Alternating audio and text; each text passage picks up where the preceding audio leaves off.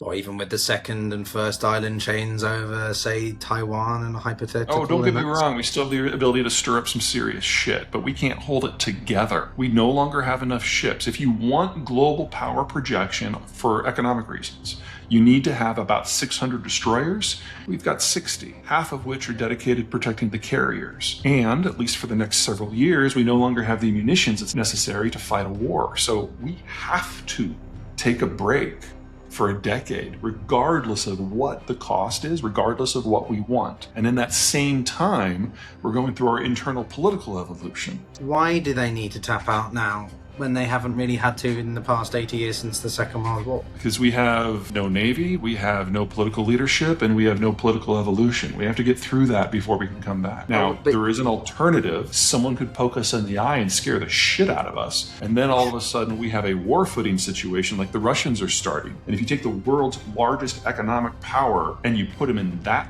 box, imagine what we did after 9/11, but now target a nation state. You do not want us to re-engage with the world in those circumstances. This is the Global Gambit. I wanted to pivot a little bit for the second part of our chat, a bit broader.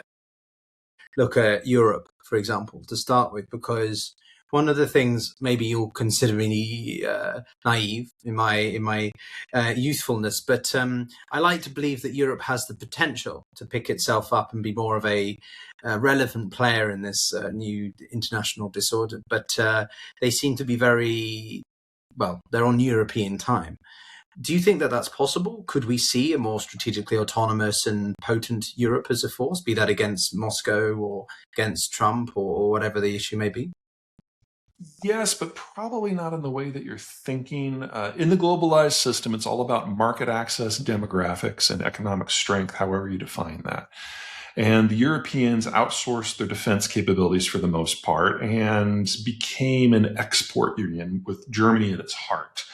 As long as the world was having its ceiling held up by the United States and the global supply lines were patrolled by the United States, that was a viable option. To a degree, that's the same thing the East Asians have done as well, Northeast Asians. But two things have changed. Number one, we've had a political shift in the United States. Trump is emblematic of that, but is not the only side of that. We now have both Republicans and Democrats talking about market protection and an end of globalization and export controls and all those things. But far more importantly, the United States no longer has the military structure that is required to patrol the global oceans. If you remember a couple of years ago, when it hasn't even been that long, we found out that the U.S. Navy couldn't even stop the Houthis from cutting down shipping in the Red Sea. And now with the Iran war, the United States has used the majority of its long-range precision weapons, which is what's necessary to fight a war in the Eastern Hemisphere. So the Iran conflict is the last war the U.S. will be able to fight in the Eastern Hemisphere for at least another decade, which means that the supply lines upon which the Europeans depend for their current economic model are already gone, and it's just a question of how that unravels back home. For Europe to matter globally, they have to build a cohesive navy that functions at least as well as what the United States had in the 1980s. Bare minimum, that's a 30-year project. They don't have that kind of time. Nobody does, which means we're looking at a more regional economic model. And for a Europe that is demographically hollowed out, although not as far as the Russians or the Chinese, it can't be consumption-based, which brings us back to something we discussed earlier. What about a military system, a militarized economy? That's a viable option. And the last time the Germans did that, shit got real fast. And right now, if there is going to be a Europe, some version of that is the future. What? So you're saying that the predominant architecture of Europe will not be the EU, it will be NATO? No, because that involves the United States. And I think we've made the case clear in the Trump administration that era is over. It'll be the Europeans rearming in a European style to fight conflicts that the Europeans choose using not the technologies that we became used to during the Cold War and the post-Cold War environment, but what is being used in the Ukraine war right now. You cannot launch a large-scale production of tanks and jets in 5 years. You need a generation. No, I don't think that's the. But who's to say that NATO can't function without the United States? I know it's the primary underlying. Well, it definitely needs a different name then. Whether you call it the European Union or not, I don't know. But it is a very different structure in that environment. The U.S. is based on power projection, long-range naval power projection. That's been the whole shtick for the last century. You remove that component and the logistical excellence that involves, you're developing a completely new military structure. Jets are secondary, tanks are secondary, artillery is secondary, but drones and nukes are things you can do in a short period of time. It's a very different strategic picture. Yeah, but the counter argument someone might say is that nukes are all well and good, but the likelihood that you use them is very minimal. They're simply there as a symbolic desire to say that you're a great power, you have great power status. But the likelihood you actually apply and utilize them is low because it ends in. I really hope that is true. The reason the United States never used nukes, the reason the Soviets never used nukes during the Cold War is because they had other options. The Europeans will have less by default because they're starting with a very thin cupboard, and they know that the old style conventional weapons are not things that they can bring online in the time frame that the challenges are presenting to them. But nukes they can do quick, drones they can do quick.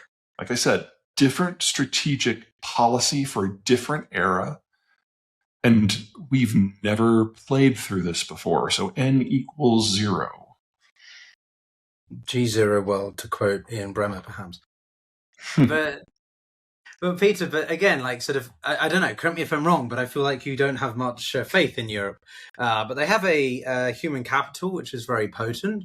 We have a 400 billion collective GDP, which is double the size of Russia and China's military budget when compiled together. Surely the potential is there, and given Ukraine's innovative approach. Well, yeah. Counting for your point about Russia. Don't confuse what I said with me saying that there's no future for Europe. I'm just saying that the future for Europe is probably not the one most Europeans have been identifying with for the last 50 years. You're talking about a structure where every economic model we have is based on consumption in some way, balancing consumption, production, labor, and capital. But when you gut the number of people under age 50, which is where we are in Spain and Italy and Belgium and Germany for the most part, and then other countries are very close behind, capitalism doesn't work, but neither does socialism, fascism, or European style socialism, or much less command capitalism.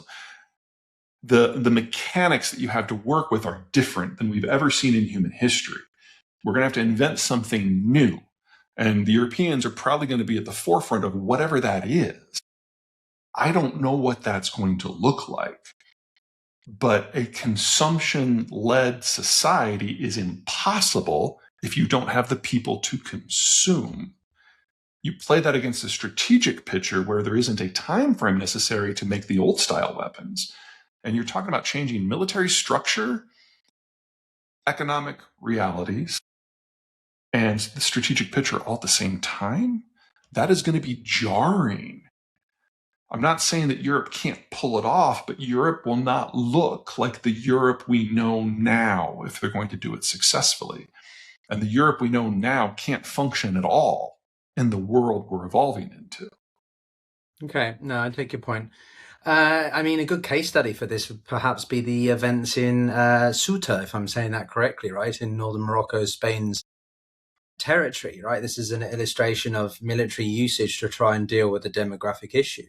Nah, I disagree. That's just a border dispute that the Moroccans found a really clever lever for. Do you think I'm it's not not suggesting more it doesn't have symbolic? political repercussions, but that's not a strategic issue. No, it's not a strategic issue, but surely it's emblematic of the fact that the Europeans face a sustaining immigration issue, of which there is growing disunity between Italy, Spain, Germany, Belgium, plenty of nation states about how to deal with migration. Some people thinking NATO should be used to border the southern flank. Right? Surely this is the demonstration of migration as a security issue, the demographic challenges that come with it. I would really strongly disagree with that. I mean, if this had happened in, I don't know, Brussels, maybe I'd have a different view, but just getting into Ceuta doesn't really change the math, because that's a legal issue that the Spanish could fix in a day if they want to. I think everybody is just making too many mountains out of that specific molehill. Okay, but again, don't get too fixated on Suta. I mean, that's a symbol of the broader migration challenges that Europe has been facing since the migration crisis of I think if 2015. you go back and look at European history, when they really don't like the flavor of the people that are entering, you get some really awful policies. I'm not saying that that is doomed to repeat or anything like that, but the Europeans don't have a problem dealing with migration.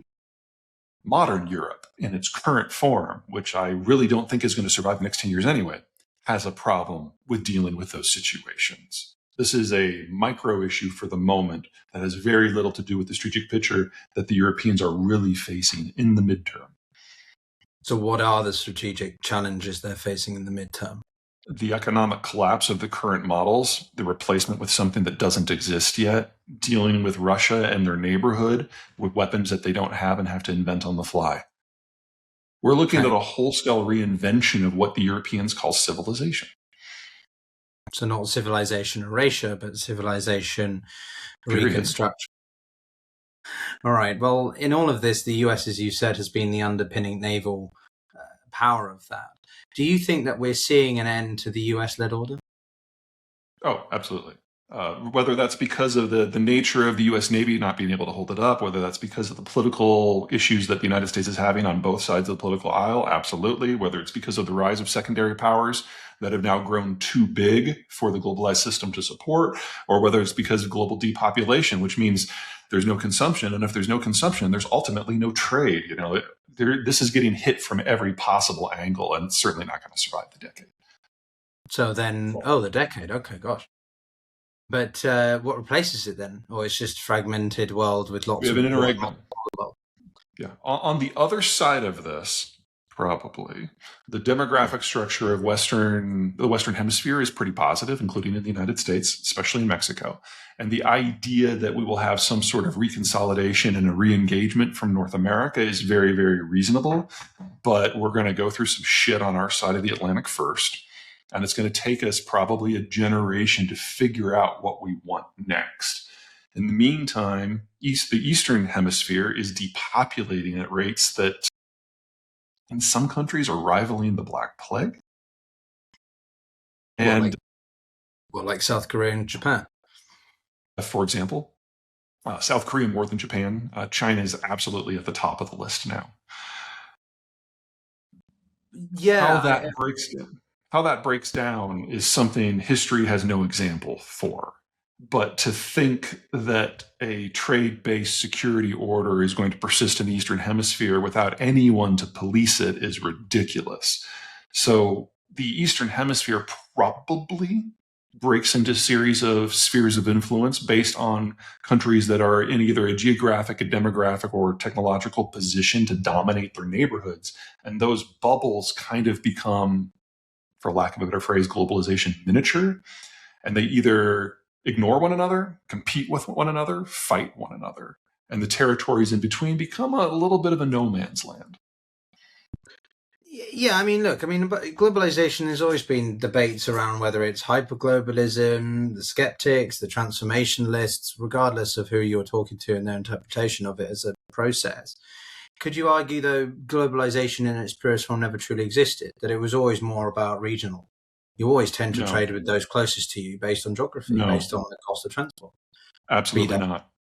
Between energy, finance, and agriculture, those are fully globalized entities. Without that, we wouldn't have a population of 8 billion right now where most people have electricity. So no, absolutely. But finance is it's not a physical entity. Finance you can deal with through fiber optic. Fair enough, but try doing it without things like transcontinental cables these days. Try doing it without people in their 50s who are saving from retirement.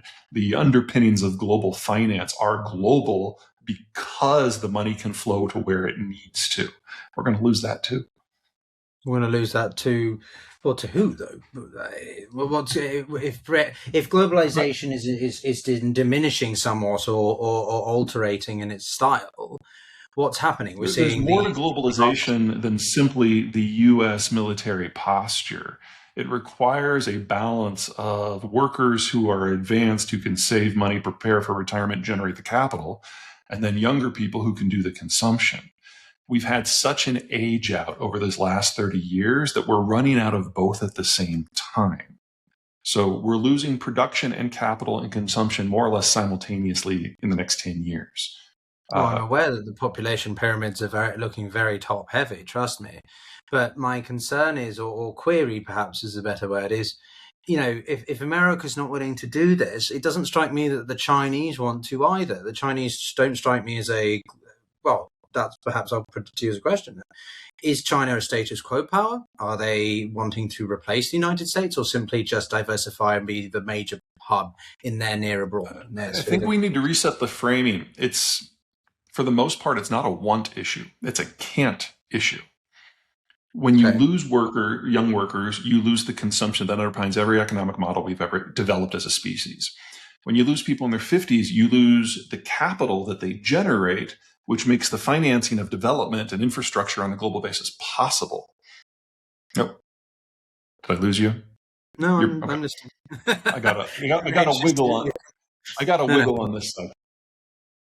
So even if we had a very pro-globalist political environment in the United States, it doesn't change the demographic pictures on which every aspect of the economics of globalization depend. And then on top of that, you've got the fact that no one has the naval force that's necessary to provide a global structure. That's before you even get to the question of whether or not the Chinese would be willing to change their system sufficiently in order to provide a backstop. Because ultimately, they are an export power. Their population has collapsed. They're running out of people under age 50. They can't serve as the global sink for consumption. They have to export. So for them, globalization isn't about a security rubric like it was for the United States. It's about treating the entire world as a dumping ground. That requires access to consumers who very soon will not be there. So if I can sort of reframe this a little bit then, because I think on the one hand, you have people who are the anti-Western types, those who are opposed to the United States imperialism or hegemony, and they want to see a multipolar world, right? The BRICS, the multipolar world, the de-dollarization. These are all buzz phrases that are very popular with a particular type of... They're pretty stupid, but yes, they're popular. Perhaps. Yeah, and then on the other side, you have people who are perhaps not fully pro or hawkish America, but they're like, well, nothing can replace the dollar because it's not going anywhere. And they say that China's impending collapse, right? But I'm pretty sure I've been hearing the impending Chinese collapse for about 20 years. And so far, nothing's happening. Don't get me wrong. I'm very well aware of the internal Chinese challenges. But where is it, Peter? Is it on one hand or is it in the middle somewhere? Like, take me through where you see it. Let me take a bit of a steaming shit on both of those. Let's start with BRICS. The very concept of a multipolar world requires a security guarantor and a market sink. So the only way a multipolar world works is if it's a unipolar world where the unipole chooses to make it multipolar on a daily basis. Bullshit. So no. Let's talk about the world where we're on the other side, where the Chinese are going to collapse. That is actually something I'm pretty sure has to happen because we're actually seeing the eradication of the Han ethnicity in real time right now. But whether it happens in 1 year, 5 years, 10 years, or 30 years, of course, really matters to everyone who's alive right now. The hardest part of my job is putting a time frame on things, especially when we're in an environment where things like this have never happened before. We've never faced depopulation as a species. I think Ian Bremmer calls it G0, a world in which no one can hold up the roof. But the problem with that strategy is I think it's a good starting point, but it forgets about what happens the next day.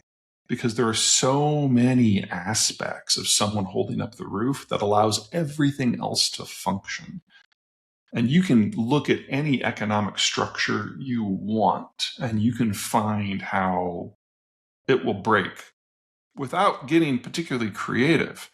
So let me just give you two. Number one, agriculture. It's kind of time dependent. And as a rule, most of the world's fertilizer originates on a continent different from where it is used. So you break down the transport system, conservatively, we lose a couple billion people. Or then semiconductors. There's 100,000 supply chain steps scattered across 70 countries. There are 9,000 companies involved, half of which only produce one product for one end user. You lose a handful of those, like 10 of those, and the whole thing breaks, and all of a sudden we have no semiconductors that are 7 nanometer or better. And you can play this exercise out in almost every sector. So we really are looking at an existential break in what we consider normal. And that's before you consider how countries are going to have to adapt to that. That's one of the reasons why I find Europe so interesting right now, because it has been a player on the sidelines, passively absorbing the benefits of this old system. But it has a first world infrastructure and a first world educational system. And to think that they can't adapt is silly. That doesn't mean that that adaptation is something that we're all going to like, Europeans included. But, okay, that's all very informative, but so what are we looking at here? And I'll frame that question more specifically in that we're going through a period of populism, people would say. But if you look at history, we've kind of had ebbs and flows where you've had more populistic, nationalistic cycles, and you go back to more of a establishment, traditional. We seem to be in one of those phases right now. And I'll put it, the United States is the most obvious one. People hope for a day after Trump where sort of the United States returns to a bit more of a predictable. I mean, me too, but I'm not very hopeful of that because we don't have a bipartisan system anymore. We don't have a two-party system anymore. We've got a cult of personality and chaos. We will grow through this. We've done it before, but we've never done it in 5 years. But for the political system in America to change, you have to have enough people voting for a third party, and for that party to gain access to the whatever the funds are. That is a path. So this is the 6th time we've gone through a political reshuffle. On 3 occasions, we had a third party come in temporarily. The 3 parties duked it out, and one of them died. The other 3 options is one of the parties reinvented itself as the factions that make up the parties moved around. So we could go either direction here. What I'm saying is we're still only in the early stages of this, and as long as Trump is alive, that can't happen on the conservative side. Luckily, he's older than Biden was when Biden was president. So this really is his last hurrah. But until he's gone, we can't really start that process. So I think we have at least one more electoral cycle in the United States before we get to some version of what normal is. And keep in mind that whatever the new normal is will be on the other side of the United States withdrawing from the global system, on the other side of deglobalization. So it's going to look very different from what we've been used to these last 60 years since our last reshuffle. Okay, but a more isolated or internalized United States doesn't necessarily mean an autarkic one. So what does that mean? We're certainly going to be taking a break from the world for at least the next decade, probably closer to 3. Based on what, though? To what benefit will the subsequent president be thinking, oh, yeah, let's continue? It's not an issue of benefits. It's an issue of capability. The military we have is not capable of projecting power throughout the Eastern Hemisphere anymore. Or even with the second and first island chains over, say, Taiwan and a hypothetical. Oh, don't get me wrong. We still have the ability to stir up some serious shit, but we can't hold it together. We no longer have enough ships. If you want global power projection for economic reasons, you need to have about 600 destroyers. We've got 60, half of which are dedicated protecting the carriers. And, at least for the next several years, we no longer have the munitions that's necessary to fight a war. So we have to take a break for a decade, regardless of what the cost is, regardless of what we want. And in that same time, we're going through our internal political evolution. But why does the United States, for a while? Why do they need to tap out now when they haven't really had to in the past 80 years since the Second World War? Because we have no navy, we have no political leadership, and we have no political evolution. We have to get through that before we can come back. Now, there is an alternative. Someone could poke us in the eye and scare the shit out of us. And then all of a sudden we have a war footing situation like the Russians are starting. And if you take the world's largest economic power and you put them in that box, imagine what we did after 9/11, but now target a nation state. You do not want us to re-engage with the world in those circumstances. Well, do you think that there is an appetite for such a conflict level of that nature? Everyone looks to Taiwan as the hot. But seriously, if we just to end on this point, everyone looks towards the next 10 years as being a potential for President Xi Jinping over Taiwan, over great power competition being the prevailing nature of the day, depopulation, and so resource wars intensify as it becomes tougher and tougher to sustain economics in that way. Is that the world we're headed in? To you? Okay, step one, the United States is in the Western Hemisphere. We don't have to worry about that. So the United States is not going to play that game. Number two, the debate within China right now is how many 100 million people they have overcounted. And they've already agreed it's at least 100 million. They're now starting to circle around a 300 million number, and people have started to float the 500 and 600 million number. People that were just never born, that were just fabricated in the statistics. We're looking at the end of the Chinese system. And as for political leadership and decision-making, Chairman Xi got rid of his last real advisor 8 years ago and has written 30,000 pages of ideological treatises in his office. He is the most isolated leader in Chinese history, which is saying something. And now he's purging the military. So to think that China can function as a normal power, much less an expansionary one, is the height of fancy. So I don't think there's going to be a war in Taiwan. I think the idea of China projecting military power beyond the South China Sea or the first island chain is just pure fantasy, even if the order of battle that they claim they have is real. They have no commanders. Doesn't matter. Which means everything you just brought up is a European question. Because here you have states that are building capacity, although a different kind than what they've had before. They're being left by the United States to their own druthers. The Chinese system is going to be on the rocks. And they have some very real needs and some very real options relatively close. So I think we're going to be seeing sort of a neo-imperial European age. The question, in my mind, is whether they can do it as a group or whether they do it in contrast to one another. And no one can answer that question but the Europeans. Wow. Peter, I didn't expect you to be so bullish on Europe. Well, bullish is not the same as liking it. It's like, do we really want a new French and German empires? Do we really want them to be on the same side, or do we want them to be different? We just, there's a lot of very awkward questions the Europeans have to answer in the next half decade. Well, I don't know. I like to believe in the UK's capacities, but after Brexit, I think it's permanently undermined itself, and I think the lack of coherency in Europe is a huge problem.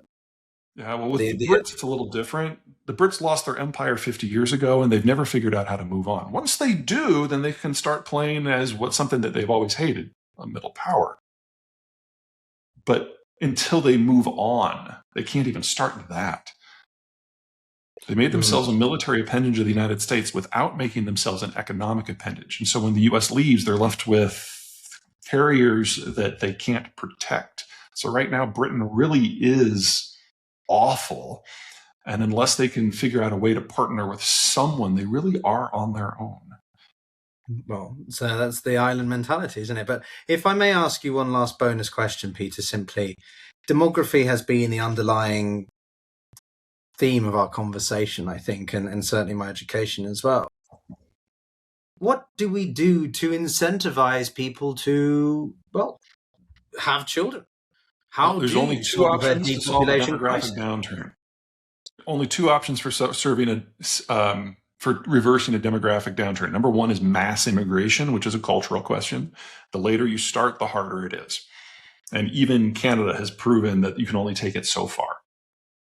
Number two, if you force people to choose between having a career and having children, they will choose. And enough of them will choose one or the other that you have a demographic problem. So the trick is to not make them choose. And that means making healthcare and especially childcare so inexpensive that it's not even a line item for their thinking. But you can do that and hold it for 50 years. Then you'll be okay. But is it though? Because we have a generational issue where men are shifting more one side on the political spectrum. on the social political spectrum, women on the other. There's a growing deviation here about what women want, what men want, the viewpoints of Gen Zers, Gen Alphas towards relationships, towards so many things that have been an underpinning bedrock of society, especially in the West. So that's a fundamental shift. I agree. What's happened is the younger generation is seen having a family as a cost. You have to remove the cost. But then you have to, you tax people more and turn everyone socialist? Where'd you get the money to do that? I've already said that fascism, communism, socialism, socialism, and God, I'm drawing a blank here. Fascism, communism, capitalism, socialism. I've already said that none of those are going to work anymore because of the population structure. So I don't know what that new economic model is going to be. But unless it's going to be a once and done, and this is the end of the species, it has to involve something that removes the cost from people having children, however they define that cost. Healthcare and especially childcare, that's at the top of that list. But how do businesses deal with that? You consult businesses also. What do you tell them to do? When you have a conversation with businesses about the end of capitalism, they get a little squeamish. Well, everyone, I mean, squeamish. I guess that's is that the takeaway from our conversation, Peter? We haven't seen this level of shock to how we consider civilization to be since roughly 1500. I never said it was going to be easy. Well, that was the last beginning of globalization, wasn't it? Well, since then, our economic models have been based on the concept of more. More trade means more money, means more finance, means more integration, means larger populations, more. We're now, for the first time in a half a millennium, seeing less. Everything has to revolve around that. Less is more. Well, all right, Peter, but everyone, that's a good point to end on, perhaps. Less is more. We'll keep you wanting more, everyone. Peter Zeihan, thank you so much for your time. What an exceptional conversation, wide-ranging, and as always, in-depth, and a good bit of back and forth, I think, at times as well. But everyone, of course, check out Peter's YouTube channel and work as well if you haven't, and subscribe to mine if you haven't, but you want to see more. We'll be back soon, Peter. Thanks very much for your time. Take care, everyone. Take care.